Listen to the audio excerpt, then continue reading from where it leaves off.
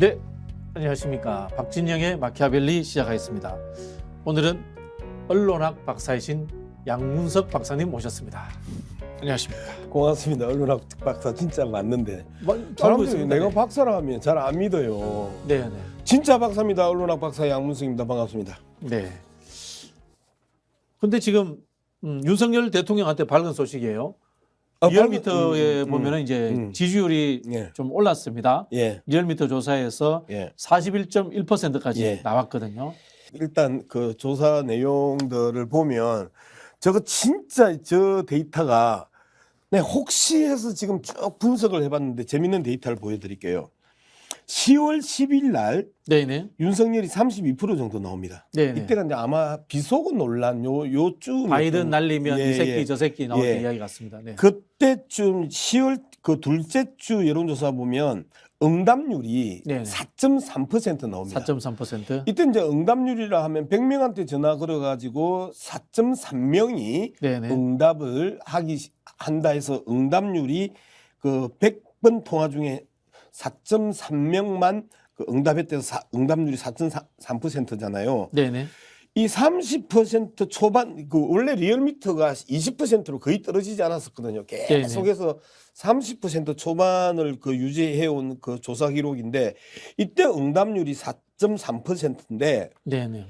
10월 첫째 주에 딱 보면 이 윤석열 지지율이 34.2%가 나옵니다. 네네. 32%에서 그 한 달 정도 지나니까 34.2%가 나오는데 이때 응답률이 4.5%입니다. 4.5%. 네. 11월 셋째 주 응답률이 3.8%예요. 예? 그다음에 11월 그 넷째 주 4주차가 3.7%. 11월 첫째 주가 3.5% 계속 빠지죠. 네네. 응답률이 빠지면 지지율이 올라갑니다. 네네. 그리고 그 12월 둘째 주가 약간 빠졌죠. 38.9%에서 38.4%로. 이때 응답률이 또 살짝 올라갑니다. 3.6%로. 네네. 그리고 이번에 41.1% 나오니까 응답률이 3.3%입니다. 즉 30대 초반에는 100명 중에 4명 이상이 응답을 하면 30대 초반이 나오고요. 그다음에 100명 중에 3명 정도가 응답하면 이 30대 후반이 나오는 거예요. 네. 이게 무슨 의미냐면 네. 자, 다시 한번 정리할게요. 네. 응답률이 떨어지면은 윤석열 대통령 국정 지지도가 올라간다. 예, 예. 예. 이게 이 응답률이 참 민감한 부분인데 네네. 이 정치 고관 요청들이 대부분 여기다 답을 해요. 네네. 정치 고관 요청이 답을 하는데 윤석열이 싫으면 싫을수록 우리 쪽 지지자들 또는 윤석열을 싫어하는 지지자들이 그 응답을 안 해요. 네네. 전화가 오면 여론조사에 대응을 안 해. 그러니까 초반에는 4.5% 정도 그 응답률이 나오면 32, 31 이렇게 나오는데 3.3% 정도 나오니까 40%가 훌쩍 뛰어넘는다. 이 부분은 말 그대로 리얼미터에 상당한 그 고민이 있을 수밖에 없는 상황입니다. 지금 상황이 응답률은 떨어지고 응답률이 떨어지면 윤석열 지지율이 올라가고 응답률이 약간씩 높으면 윤석열 지지율이 떨어지는 이 부분들을 리얼미터가 자체적으로 보정 자체가 안 된다. 응답률은 사기를 치면 안 되거든요. 응답률은 그 수치 조작을 하고 그 수치를 만지면 안 되는 게 응답률인데 그 절대적 기준인 응답률을 중심으로 해가지고 응답률이 낮으면 윤석열 그 지지율이 올라간다. 그래서 별 의미가 없다. 그리고 이것들을 그 믿고 설치며 뭐 노동개혁, 교육개혁, 그다음에 연금개혁을 이야기하는 저들의 모습을 보면서 나는 참 기가 차다. 제가 테이프를 하나 더 읽어드릴게요. 네네. 뭔가 하면요. 이거는 응답한 사람들의 예. 자, 이 지금 3.3% 100명 중에 3.3명이 전화를 받았고요. 네. 그리고 이 3.3% 중에 이 샘플이 2,000개 살짝 넘었거든요. 네. 2,000개 넘었는데 이분들의 이념 성향을 이야기해 드릴게요. 보수가 676명 전화를 받았습니다.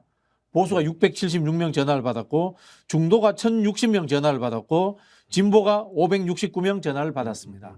이야기는 뭐냐면은 보수가 진보보다 110명 가까이 전화를 더 받았다. 예. 그런 뜻입니다. 네. 예, 그래서 뭐 그 부분에 대해서는 어쨌든 그 가중치를 주니까 네, 네. 그 뭐 600명이 보수가 600명 받고 뭐 진보가 500명 받아도 그것들은 여론조사 기법상 조금씩 네네. 조금씩 그 가중치 보정을 하죠. 네. 가감 그 수치를 해서 보정을 하기 때문에 그거는 뭐 그 큰 문제는 아닌데 이게 응답률에 따라서 지지율이 상관관계가 있다라는 것은 지금 이제 일단은 이제 보수층들의 이 여론조사 응대는 활성화되고 있고 그렇죠. 중도와 진보층들의 여론조사 응답률은 예. 떨어지고 있다. 예. 이제 그렇게 해석이 되겠죠. 보정을 뛰어넘는 네네. 이 전화 거절 현상이 네네. 일어나고 있다. 그래서 수치에 대해서 그렇게 민감하게 이제 생각하실 필요 없다. 어쨌든 전체적으로 흐름을 보면 4명 이상이나 5% 넘어가면 20% 나와요. 네네. 그런 그 흐름들이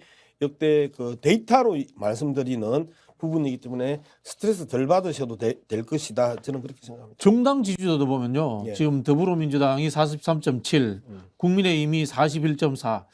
제가 보면 비정상적 상황 아닙니까? 선거도 없는 시기에 이렇게 정당 지지도가 높게 나올 수 있습니까, 이거? 근데 이제 뭐 이해가 안 되는데요. 예를 저는. 들어서 뉴스토마토 같은 경우는 20% 포인트 차이가 난단 말이에요. 네네. 그 쟤들이 30% 초반, 네. 그다음에 민주당은 49%에서 51%. 그것도 이해가 안 되는데요, 저는. 그 워낙 지금 여론조사 격차가 많이 난다는 거예요.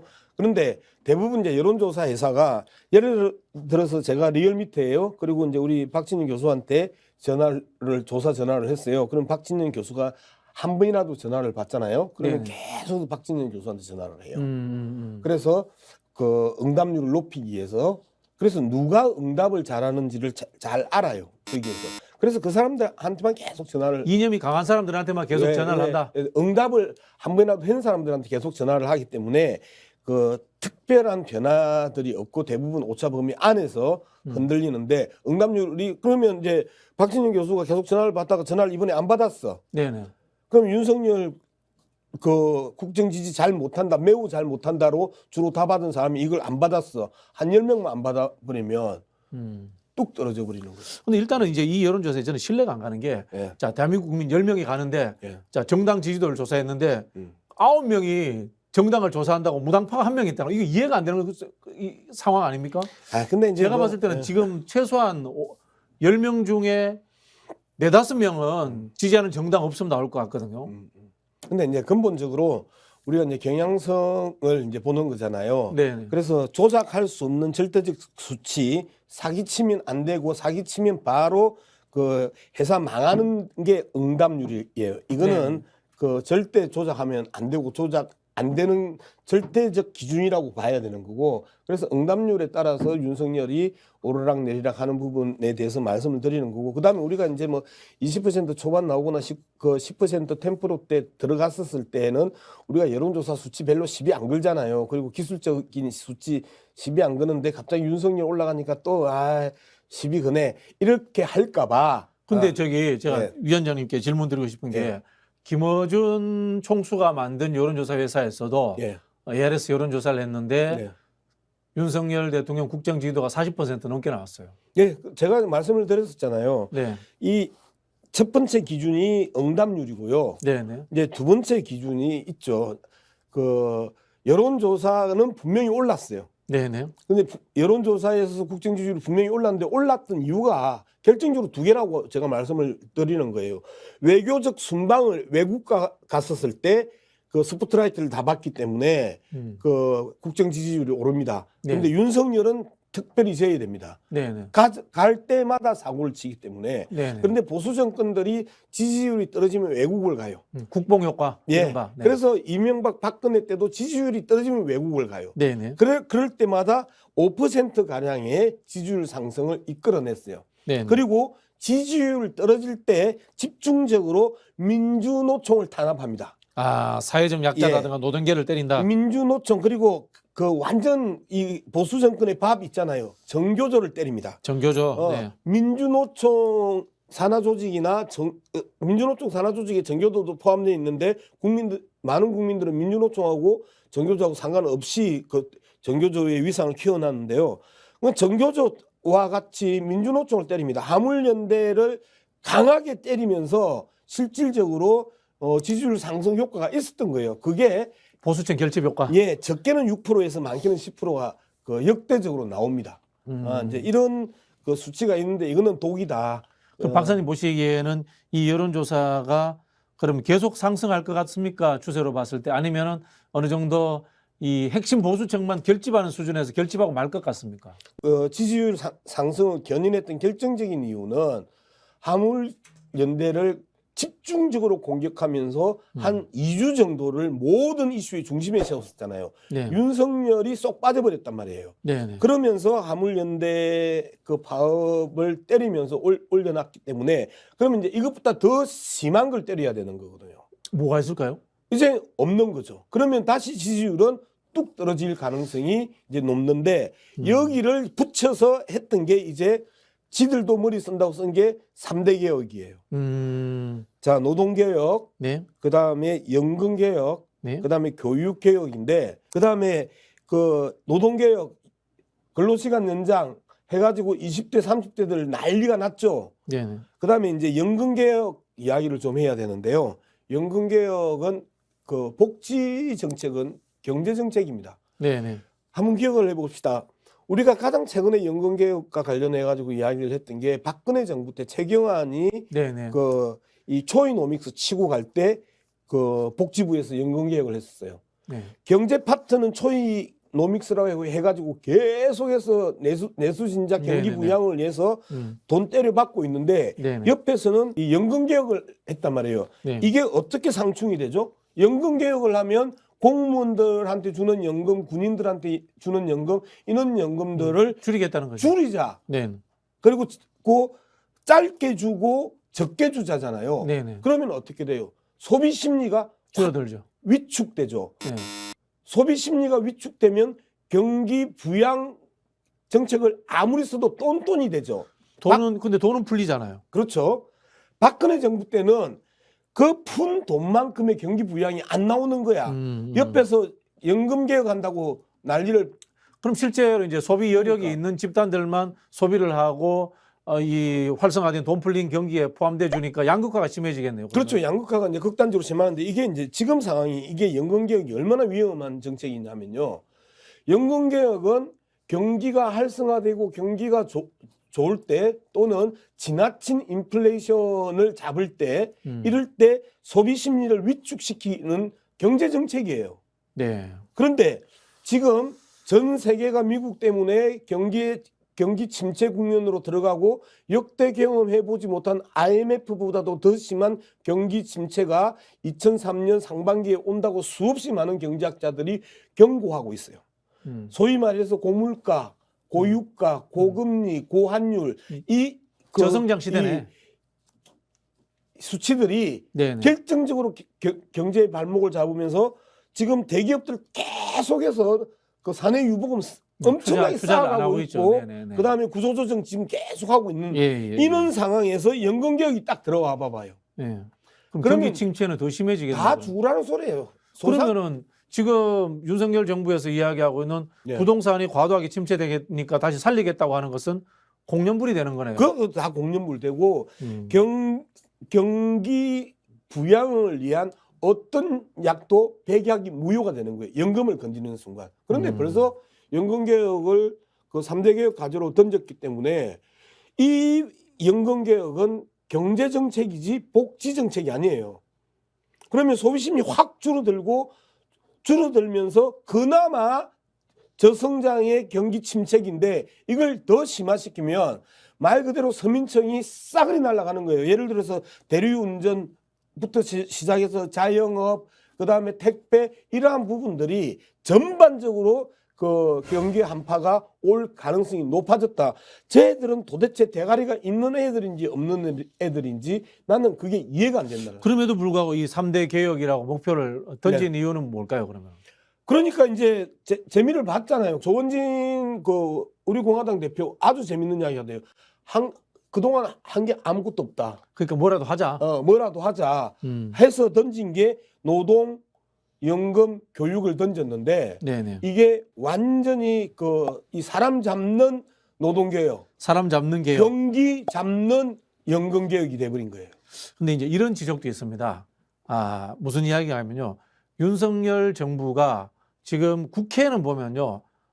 이 예산 문제, 이상민 해임 문제, 국정조사 이런 걸로 국회 전체가 침대축구 비슷하게 돼 있어요. 네네. 아주 그냥 늪에 빠져가지고 뭔가 제대로 되는 것 같지 않아. 근데 윤석열 정부는 사회적 약자라든가 또는 뭐 이 노동계층이나 소외계층을 대상으로 말씀하신 것처럼 탄압을 하고 좀 때려잡는다 이런 느낌을 주고 있지만은 네. 뭔가 하고 있다라는 느낌을 주고 있다는 거예요. 예, 예. 전장현 문제도 그렇고 네, 11월. 그런 측면에서 20대들이라든가 최근에 이제 국민의힘이라든가 보수 세력을 지지했던 네. 지지층들이 결집하는 효과를 보고 있다. 네. 그런 이야기를 하고 있거든요. 예. 그 일부 효과를 보고 있죠. 네네. 일부 효과를 보고 있고 그런데 여러분들이 보는 수치만큼이나 큰 변화는 일어나는 게 아니다. 앞서 말씀드렸던 것처럼 절대적 수치인 응답률에 의해 가지고 상당히 그 수치가 뒤틀려 나오고 있고 그 다음에 그 역대에 그럼에도 불구하고 노동자 탄압이나 사회적 약자에 대한 탄압이 들어갔었을 때 우리나라 중산층이 그 일정하게 움직이는 부분들은 역대 보수 정권에서 계속 있어 왔던 일이고 이 정도의 상승률들은 그동안 이 왔던 상승률에 비해서 한 반 정도밖에 효과를 못 보고 있다. 저는 이제 그렇게 분석을 하는 거예요. 그러면은 여기 상대적으로 이제 민주당으로 넘어가 예, 볼게요. 민주당. 예. 우리 이제 국정 수행 평가 다시 그 표 한번 보여주십시오. 국정 수행 평가 보면은 자 매우 못하면 49.7%입니다. 네. 49.7%인데 그 민주당은 뭐 하느냐 이 이야기예요. 민주당 지지도는 지금 떨어져 있거든요. 국민의힘과 거의 당 지지도는 비슷해요. 예, 예. 비슷한 상황인 거거든요. 지금 보시면은 거의 비슷한 상황입니다. 예. 자 그러면 민주당이 지금 하고 있는 예산 투쟁이라든가 예. 이런 부분들은 잘하고 있는 것인가? 예. 이제 이 질문을 이제 드리고 싶어요. 예, 두 축이 있죠. 예산 투쟁이 지난주에 한번 네, 그 네. 국회의장이 그 마지노선을 잡았던 걸 이제 무너뜨린 거잖아요. 네, 법인세 문제죠. 예, 네. 법인세 문제 때문에 이제 무너뜨렸는데 지난주 월요일 날에 제가 박찬대 최고하고 만나서 민주당이 이거 가지고 계속해서 협상하지 마라. 네, 네. 국정 책임은 네, 네. 대통령실과 여당이 지는 거지 야당이 국정 책임을 지는 게 아니다. 첫 번째. 네, 네. 두 번째, 예산안 합의 처리 문제에 그는 야당의 무기였지 여당의 무기였던 적이 없다. 네, 네. 그런데 이 둘이 지금 뒤집어졌다. 네, 네. 야당이 국정 책임을 져야 되는 뜻이 민주당이 이 예산안을 대하고 있고 야당의 무기였던 예산안이 왜 여당의 무기가 되냐? 그러면 합의에 들어오지 않으려고 하면 야당 수정안을 가지고 단독 처리해라. 네, 네. 라고 했고 강하게 박찬대 최고 같은 경우에는 의지를 밝혔어요. 단독 처리도 불사하겠다라고 했는데 갑자기 국회의장이 또 이상한 중재안을 던졌어요. 법인세 1% 중재. 법인세 1% 인하하고 네, 네. 그다음에 행안부에 경찰국 예, 예비비로 쓰라. 네, 네. 그다음에 법무부에 인사정보관리단 네, 네. 예비비로 쓰라. 요런 중재안을 던졌단 말이에요. 네, 네. 그러면 저는 이제 강하게 이 부분에 대해서 아니 민주당 지도부는 그걸 받았어요. 반대를 절차를 받았어요. 했는데 예. 민주당 지도부가 대뜸 받았어요. 네, 네. 대뜸 받았는데 왜 받았니? 라고 이제 물었더니 이유가 있더라고. 자, 가능한 한 이재명 대표가 이번 이 정부의 예산안을 대륙 예산이라고 그랬어요. 네. 노인 일자리와 관련된 예산들 대거 삭감했죠. 네. 그다음에 소상공인을 위한 지역화폐 예산 대거 삭감했죠. 네, 네. 그다음에 청년들 일자리, 그다음에 주거, 그다음에 장학 뭐 이런 부분에 대해서 예산을 대거 삭감을 했어요. 네, 네. 그런데 문제는 국회는 정액하거나 신설할 권한이 없잖아요. 네. 감액하고 삭감할 네. 권한만 있잖아요. 그러니까 이거 어떻게라도 좀 살려보려고 노인 일자리 문제나 그다음에 소상공인 지원 정책이나 그다음에 청년 지원 정책을 지난 대통령 선거에서 민주당이 공약했던 것을 가능한 한 좀 살려서 정액하거나 신설해서 문제를 풀어보려고 하니까 일방적으로 정액이나 신설이 안 되는 상황에 있어서 우리 수정안을 바로 던지기가 상당히 부담스러웠다는 거야. 그래서 원칙도 아니고 그다음에 지지자들로부터 뻔히 욕 먹을 줄 알면서도 국회의장의 수정안에 대해서 민주당은 받았다는 거야. 그런데 이마저도 국힘당이 안 받고 있는 상황이 현재 지금 이 시간까지의 상황이잖아요. 네. 그래서 이제는 이번 주에 저는 무조건 민주당 수정안으로 단독 처리하라는 압박을 국민들과 지지자들과 우리는 해야 된다. 저는 그렇게 생각합니다. 자, 두 가지 제가 거기에 대해서 제가 비판을 해볼게요. 네네. 자, 첫 번째, 왜 야당이 예산에 대해서 자꾸 책임을 지려고 하는가? 네. 준예산 가는 걸 야당이 먼저 걱정하고 네. 그런 부분들 있지 않습니까? 네. 그런 부분이고 두 번째, 지금 12구 참사로 국정조사가 해야 되고 국민들의 분노가 네. 제가 앞에서 여론조사 읽어드렸습니다만 윤석열 대통령을 정말 싫어한다고 49.7%면 50%예요. 네. 이런 상황에서 예산 논쟁을 하는 게 시기적으로 맞는가라는 근본적 질문을 하고 있는 거예요. 네. 네. 근본적인 질문을 하는데 어쨌든 뭐 제가 제 입장에서 네. 여러 이래저래 이제 취재를 한 결과는 이제 그 부분입니다. 어쨌든 이재명 대표가 계속해서 그 민생국회를 당 대표 취임부터 해서 일관되게 민생국회를 이야기를 해왔고 그 민생국회의 대표적이고 핵심적인 의제가 노인, 소상공인, 청년에 대한 문제였는데 이 부분은 어쨌든 그 지키고 싶어하는 당 대표의 의지가 강하게 반영된 그 상황에서 예산 논쟁을 지금 좀 더 길게 끌고 간다. 그래서 예산국회 자체가 민생국회임이 좀을 명확하게 하려고 하는 민주당 지도부의 의도와 상관없이 이러한 것들이 언론이나 그다음에 이런 우리의 평론가들이 제대로 평가해 주지 못하면서 부각되지 않고 있다라는 부분. 그거를 평론가들이 평가해 주지 않았다 이렇게 아니, 말씀하시면 안 되죠. 그러니까- 예를 들어 볼게요. 2010년도 네. 이명박 정부 때 박근혜 정부 때 생각해 볼게요. 무상급식 기억나시죠? 그렇죠. 예. 그다음에 반값 등록금 네. 기억나시죠? 그죠? 그런 것들은 야당이 주도했어요. 그 당시 네. 민주당이 주도했습니다만 이슈가 되었습니다. 네. 근데 왜 이슈 못 만드나 이거야 이번에는. 예산을 이렇게 네. 예정을 들여가지고 하면서도 예. 그러니까 이제 그 전체적으로 네네 내용의 문제보다는 형식의 이제 문제가 이제 좀 있는 거예요. 네네 공보라인들이 네네 그 이 첫 번째 문제가 나는 있다고 봐요. 네네. 공보라인에서 이 부분들에 대한 기본적인 전략.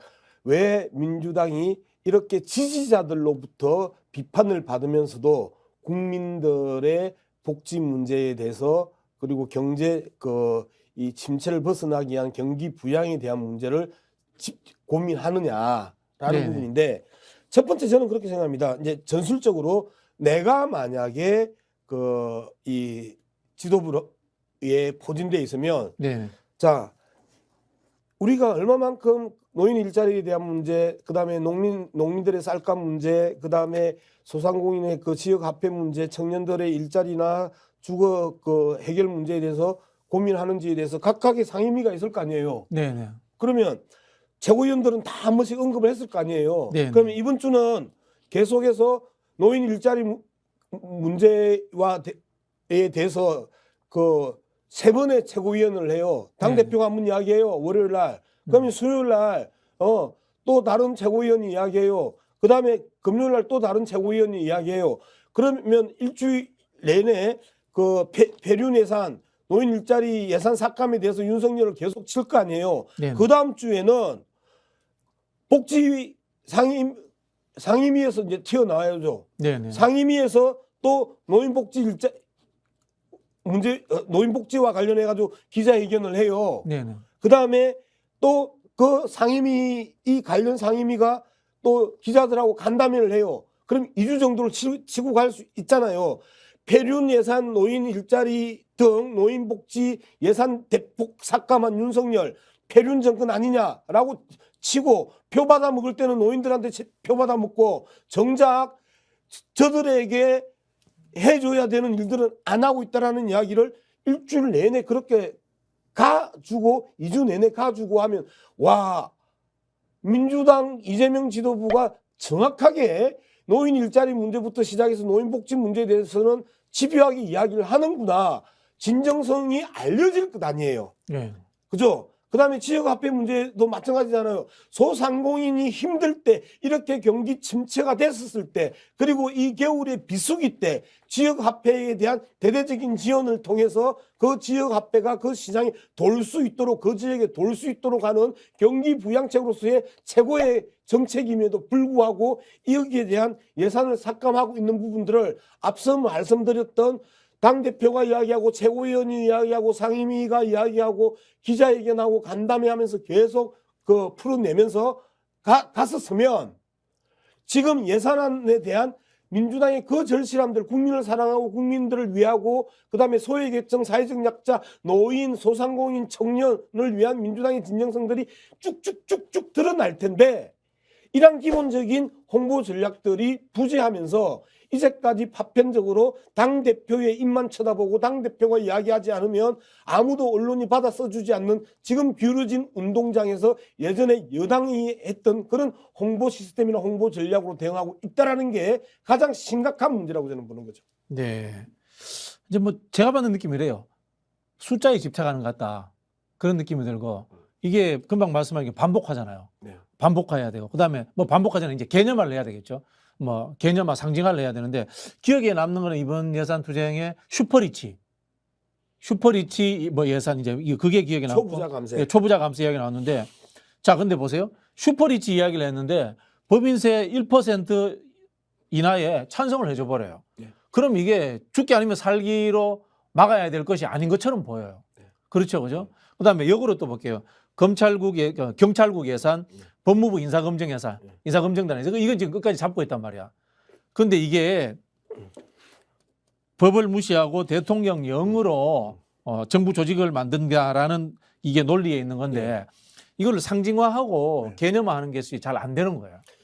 저는 적극적으로 동의해요. 그 네. 박 교수 고민에 대해서 초부자 감세와 국민 감세를 vs 딱 때려가지고 그럼 끝까지 그걸 막아야지. 강구를 했는데 파행을 하더라도. 이거를 받았어요. 네. 그다음에 시행령 정치 말 그대로 헌정질서 문란에 뭐 검찰 독재 예산이라든지 뭐 헌정질서 문란 예산이라든지 이름을 붙이든가. 이 시행령 정치를 허용한 거잖아요. 네네네. 허용하려고 했던 거잖아요. 네네. 이런 부분과 이게 지금 또 헌법재판소에 다 지금 제소돼 있는 내용들이에요. 네. 이런 부분을 감수하면서 이재명 지도부가 국민들의 그 복지 예산을 그 유지하고 정해가려고 했던 것이 다 묻혀버린 거예요. 아무도 몰라. 왜 받았니? 왜 받았니? 하고 물어보는데. 그래서 이제 제가 말씀드린 게 첫 번째 정해가려고 하는 욕심 자체가 실현 불가능한 욕심이었다라는 것을 지적을 하고 싶은 거고요. 네. 두 번째 뭐냐면은 할 것과 안 할 것에 대한 구별이 좀 어려웠다. 이런 생각이 들고 세 번째는 반복해가지고 하나만이라도 죽도록 잡고 패는 이런 모습이 안 보였다는 거예요. 그리고 중도층들이 보기에는 여야가 같이 막 침대 축구하는 것처럼 보이고 우리 지지층들이 보기에는 밀리는 것처럼 보이고 이 상황으로 가고 있지 않나 이 말씀 드리는 거예요. 그래서 제가 동의한다는 거예요. 이제 앞서 말씀드렸던 거는 제 취재 결과 민주당 지도부가 어떤 속내를 가지고 있느냐라는 취재를 해보니 이제 이런 그 속내가 있더라. 그런데 이거 잘못된 오판이다.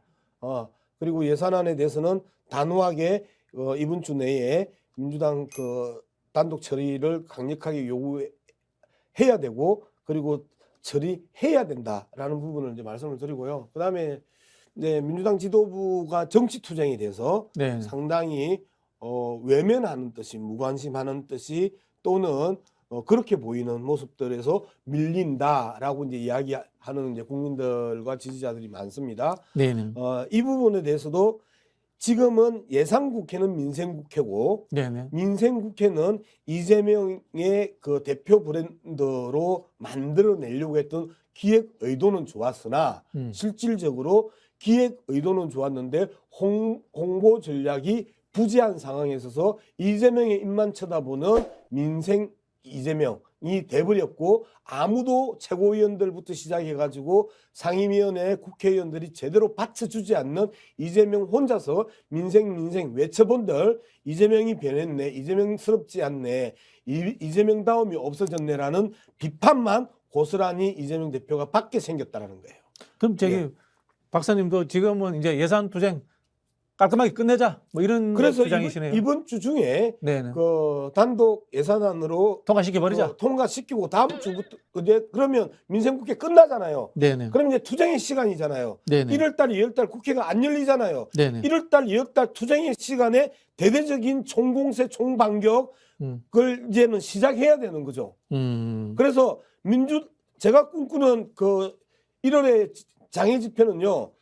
이제까지 시민들의 자발적인 참여를 통해서 그 영하의 날씨에 기가 떨어져 나가고 발이 시리고 손이 얼어 터지는 그 영하의 시간에 지난 토요일 날 역대 가장 많이 나오셨어요. 네네. 가장 많이 나온 걸 현장에서 보면서 정말 그 이제는 민주당이 조직적으로 대응해야 됩니다. 네네. 그다음에 화물연대에서 개박살난 민주노총입니다. 네네. 더 이상 민주노총이 민주당은 우리하고 손잡을 대상이 아니고 정의당하고 같이 가겠다 있다고 이야기하기가 어려워진 상황이란 말이에요. 네네. 그러면 이제 민주노총이 결합해야 됩니다. 한국노총이 결합해야 됩니다. 그리고 전장년 등 그 사회적 약자 단체들이 조직적으로 대응해야 됩니다. 그래서 윤석열 퇴진 범국민운동이 구성돼야 되고 그리고 민주당과 민주노총과 한국노총과 사회적 약자 단체들과 그다음에 기존의 자발적인 촛불 참여들이 한꺼번에 1월 달에 모이면 기본적으로 100만이 훌쩍 넘어가요. 민주당이 반윤석열 투쟁에 나서라. 그 말씀이네요. 나서야죠 이제는. 네. 저는 그렇게 해서 범국민운동본부가 만들어져야 된다. 조직적 차원에서는. 그런데 토요일 날 집회에서 누군가가 그 이야기를 했었어요. 현재 촛불행동 지도부에서 그 국민운동본부를 만들기 위한 물밑 그 작업에 들어갔다고 선언을 하더라고요. 제가 지난주 내내 지금 그 윤석열 퇴진 범국민운동본부 조직적으로 누군가 기획하고 준비하고 만들어내야 된다고 하고 통영을 갔다 왔는데 네네. 통영 갔다 오니까 그 이야기가 이제 본격적으로 나오기 시작을 해요. 그리고 나면 이재명 대표를 비롯한 지도부가 1월달 장애투쟁에 이제 나와야죠. 그러면은 그 박사님이 이야기하신 장외 반윤석열 투쟁에 민주당이 결합하는데 네. 지금 서른 뭐 이상민 의원 등이 네. 또다시 이제 이재명 대표의 사법 리스크를 이야기하면서 네. 이제 발목을 잡고 있습니다. 이런 당내 이 분란의 문제라든가 이런 당내 그 비판 세력의 문제는 어떻게 처리하고 가야 됩니까? 개미가 발목을 잡는다고 사람이 발목이 잡힙니까? 네네네. 이재명을 믿는다는 48.3%고 민주당을 지지한다는 51.3%라는 지지난주 그 여론조사 데이터가 나왔습니다. 그러면 네. 이재명을 믿지 않고 이재명 싫어하는 민주당 지지자는 3%밖에 없어요. 네네. 3%밖에 없는데 서른이나 이원욱이나 김종민이나 이런 애들이 계속해서 목소리를 키우니까 민주당 내에서 엄청나게 많은 사람들이 이재명의 발목을 잡고 이재명이 사퇴해라, 이재명이 사과해라, 비대위 꾸려라, 그 다음에 분당설 불거진다라는 이야기들이 튀어나오는 거예요. 3%를 대표하는 한 10명 가량의 민주당 내 수박들이 계속해서 깝죽거린들 민주당은 단단하게 이재명을 중심으로 해서 진행되고 있고 그 역사의 수레바퀴는 돌아가고 있어요. 그럼 이제 그분들은 이제 그냥 무시해라. 자, 첫 번째 개무시해라. 네네. 그리고 공천 때 반드시 제거해라. 이럴 때 당 정체성, 당 기여도, 그 다음에 대선 기여도, 그 다음에 지방선거 기여도 확실하게 평가해라. 이렇게 하면서 다양한 수치와 데이터를 통해서 합법적으로 이들은 날려야 됩니다. 근데 이제 일부에서는 그러면은 당내 비판 세력을 용인하지 않지 않느냐. 자, 당내에서 독재하지 않느냐. 또 이런 비판이 나올 수 있거든요. 지난주에도 우리가 그 박 교수하고 이야기할 때 그 당내 비판 세력, 그 다음에 당내 민주화는 이재명 대표는 폼나게 이야기를 했죠. 네네. 다양한 그 집단들이 있어야 그게 정당이지 조직이 아니다. 네네. 하면서 조직은 상명하복이 조직이고 정당은 다양한 사람들이 모여서 그리고 설마 우리의 그 차이가 쟤들의 차이보다 크겠냐. 당대표는 폼나게 그렇게 이야기를 하죠. 그런데 네. 많은 지지자들은 그 부분에서 동의할 수 없는 거잖아요. 네. 왜? 다양한 스펙트럼이 있어야 되죠. 언제? 집권 여당의 평화 시기에 네네. 그리고 경제적으로 부흥기에 정치적으로 자유로운 그 시기에는 당내에 다양한 스펙트럼이 있어야 되죠. 그렇기 때문에 나는 정의당이 지난 대선에서 오판을 했던 게 그거란 말이에요. 진보 정권이 자리 잡았을 때 더 진보적이고 급진적인 그 개혁 세력들의 공간이 훨씬 더 넓어집니다. 그런데 보수 꼴통 윤석열이가 잡으니까 대우조선 하청업체 노조 파업부터 시작해서 화물연대 파업 줄줄이 다 깨지고 전장년 장애인들 소수단체 그 소수인권단체들 다 깨지잖아요. 오히려 문재인 대통령이 있었을 때 정의당의 역할과 공간이 더 넓었었고요. 그 다음에 민주노총의 공간이 훨씬 더 넓었었고요. 그 다음에 전장년과 같은 인권 그 단체들의 공간이 훨씬 더 넓었습니다. 이렇듯이 저는 이제부터는 이 공간들을 확장하는 싸움들에 대해서 우리가 기획하고 고민하고 거기에 대해서 다시 좁혀 나가야 되는데 이 부분들은 당대표가 폼나게 이렇게 가자라고 이야기를 하는 게 맞아요. 그러면 지금 당장 그들을 어떻게 날릴 것이냐 하면 중요한 데이터들을 만들고 그 데이터에 대해서 점수를 내고 그다음에 공천 그 자체를 말 그대로 밑에서 위로 하는 공천을 해야 돼요. 뭐 전략 공천이 필요 없다는 건 아니잖아요. 필요한 곳에는 전략 공천을 해야죠. 그렇지 않으면 말 그대로 당원 투표를 통해서 날릴 것들 다 날려야 된다. 네, 저는 그렇게 알겠습니다. 생각합니다. 일단 정리를 할게요. 네. 자, 첫 번째는 대표와 지도부는 이 반연 윤석열 투쟁을 위한 연대와 통합적 마인드를 가지고 일을 진행을 하라. 그리고 당내 비판 세력의 사소한 목소리는 일단 무시하라. 네. 자, 그다음에 두 번째 단계로 넘어가서 이분들에 대한 평가 문제를 제도화 그다음에 규정화시켜서 거기에 대해서 대응을 하라. 네. 그리고 세 번째는 말씀하신 것처럼 아래로부터의 민주주의라든가 당원들의 대중운동 차원에서 네. 이 비판 세력과 당내 흔히 비판 세력의 수준을 넘어서는 당내 분탕 세력들은 해결하라. 이렇게 이제 3단계로 정리하면 되겠습니까? 아유 정말 정리 잘하셨어요. 네네. 박지원 국정원장 네. 이야기를 한번 해보겠습니다. 정청래 최고는 박지원 전 국정원장하고 무슨 어떤 조금 그런 게 있었나요? 뭐 사적인 문제에 대해서는 그 제가 이야기를 하는 건 별 의미가 없고요. 네네. 자, 고민의 판단은 그거인 거 아니에요. 한때 수박이었던 박지원과 네네. 현재의 박지원에 대한 부분이에요. 네네. 한때 문재인 대통령이 당 대표 시절과 문재인 대통령이 되는 그 과정에 있어서는 말 그대로 적보다 더 미운 문모닝 하던. 정치인이 박지원 전 원장이었었어요. 네네. 그런데 문재인 대통령이 안고 그리고 정권의 핵심의 자리인 국정원장을 줘요. 네네. 이거는 문재인 정부의 문재인 대통령과 박지원 대표 간에 있어서 문제가 풀렸다는 화해된 거죠. 네, 네. 화해가 된 거죠. 네네. 그다음에 국정원 원장 이후에 이 행보를 보면 대여 투쟁 그다음에 반윤석열 투쟁에 사실상 빅 스피커로서 빅 마이크로서 빅 스피처로서 열심히 활동을 했단 말이에요. 네네. 자, 이런 상황에서 다시 또 선언을 합니다. 이재명 당대표를 중심으로 똘똘 뭉쳐서 네네. 현재를 대응해야 되겠다라는 이야기를 각종 방송과 이 복당 전후에 계속 네네. 이야기를 했었어요.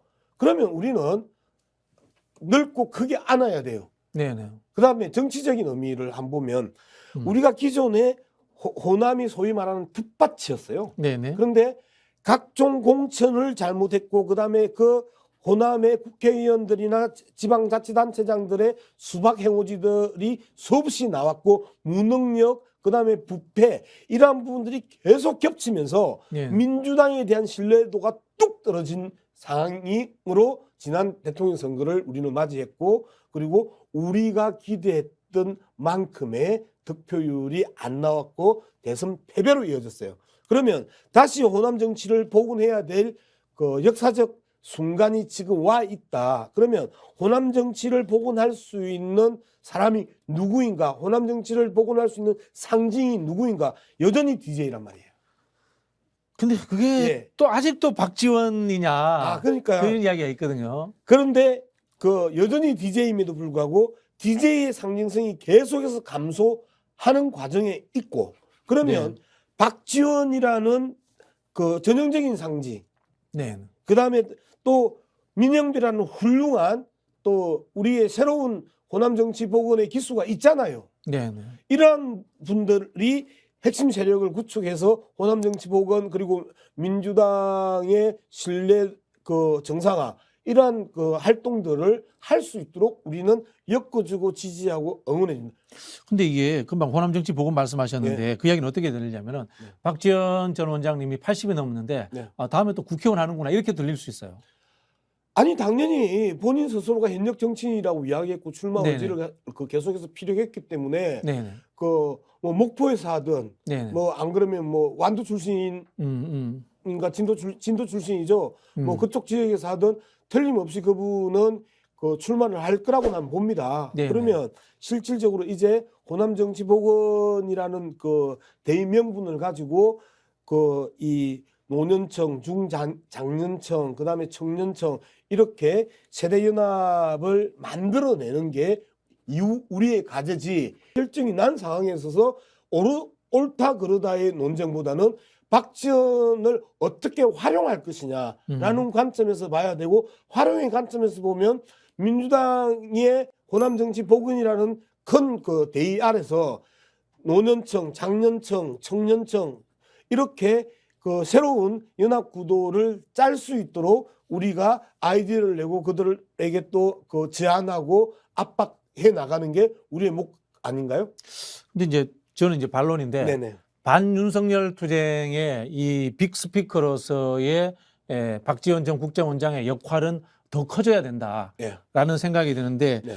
그게 이제 좀 더 중장기적인 과제인 호남 정치 복원이라는 이 지역적 과제, 네. 좀 시대적 과제 이런 식으로 가버렸을 때 네. 박지원 전 원장이 가지고 있는 양면성, 노련함과 구태라는 네. 이런 부분에 있어서 네. 과연 이 호남 민심이 그걸 전부라고 받아들일까라는 약간의 좀 의구심은 있거든요. 예, 그래서 이제 그 우리 이재명 대표의 폼나는 그 발언들이 있었잖아요. 네네. 우리의 차이가 윤석열과의 차이보다 더 클까? 라는 부분이에요. 우리의 차이가 윤석열 차이보다 더 클까? 자, 호남 정치 복원이라는 대명제 하에 그 박지원 대표가 가지고 있는 그 대여 투쟁 대윤석열에 대한 투쟁이라는 장점과 그다음에 호남 정치 복원 과정에 있어서의 그 중장년층 DJ를 그리워하는 그 분들의 결집 능력 요 두 개를 더한 것과 그다음에 지금 박 교수가 이야기했던 그동안의 그 낡은 이미지, 네네. 오래된 이미지, 그다음에 노회한 정상배적 이미지가 더 클까? 이제 우리는 무게를 달아야죠. 그 판단해봐야 되죠. 정상배적 이미지와 그다음에 호남 정치 복원 플러스 그 대여 투쟁의 그 역할의 그 무게를 달아보면 우리가 박지원 이용법이 또 나오지 않을까. 뭐 그렇죠. 그 부분에 동의가 됩니다. 176명 중에 한 명으로서 뭐 박지원 전 원장님 줘도 되죠. 저만큼 잘 싸우는 사람이 어디 있느냐. 이제 이런 부분인데 정청래 최고가 걱정하는 것은 혹시나 이제 반명 세력의 구심점이 될까라는 부분인데 이 의구심은 사실은 이 박지원 전 원장이 스스로 풀어야 되겠죠. 그렇죠. 네. 그리고 제가 지금 상황에서 박지원 원장이 오판하지 않을 거예요. 네. 분명한 지금의 그 정세는 위기 상황입니다. 그래서 이제 저는 이제 우리 양 박사님한테도 제안을 드리고 박지원 원장님이 들으실지 아니면 제가 기회가 되면 모르겠는데 자, 반윤석열 투쟁의 선봉장, 경험 많은 선봉장, 그다음에 정권 교체의 의미 있는 설계자. 예. 그러나 호남 정치 복원까지는 아직 이야기가 안 나왔으면 좋겠어요. 이거는 이제 호남민들의 오해도 살 수 있고 그런 당내 또 분란거리가 될 수 있기 때문에 그런 생각이 좀 드는 어떻습니까, 저기? 예, 뭐 지금 섣부른 네네. 과제이고 네네. 그 섣부른 과제를 제가 먼저 이제 던졌는데요. 네네. 어떤 방식으로든지 저는 호남 정치 복원이 그 절체절명의 과제다. 이후에 우리가 민주당이 재집권하는 데 있어서는 호남 정치의 복원이 절체절명의 과제고 말 그대로 실력 있고 능력 있고 그다음에 깨끗한 이제 이러한 정치인들이 호남의 대구공천 돼야 된다라는 부분에서 여전히 동의해요. 네. 그럼에도 불구하고 또 그 중장년층, 노년층을 흡수할 수 있는 흡입력 있는 영향력 있는 그러한 정치인들도 같이 배치되면서 그 하나의 이쁜 모자이크를 만들어낼 것이냐, 안 그러면 심플하고 단순한 색깔로 갈 것이냐, 이거는 이후 정세 변동에 따라서 우리가 그렇죠. 판단해봐야 된다라고. 저 동의합니다. 네. 원래 민생을 갖고 정치는 출발해야 되는데 네. 상대가 칼 들고 싸울 때 네. 우리가 민생할 수는 없잖아요. 그죠? 그런 거하고 똑같은 거 아니겠습니까? 저희가 오늘 그 민주당을 대상으로 한 이 전술이라든가 전략의 이야기를 하다 보니까 민주당의 색깔이 강한 제안들을 하는 프로그램으로 진행되었다라는 말씀을 드리고요. 타 프로그램을 할 때는 저희가 또 다른 객관성을 유지하도록 그렇게 노력을 하도록 하겠습니다. 자, 오늘 마키아벨리는 이것으로 마치도록 하겠습니다. 양 박사님 감사합니다. 고맙습니다. 감사합니다.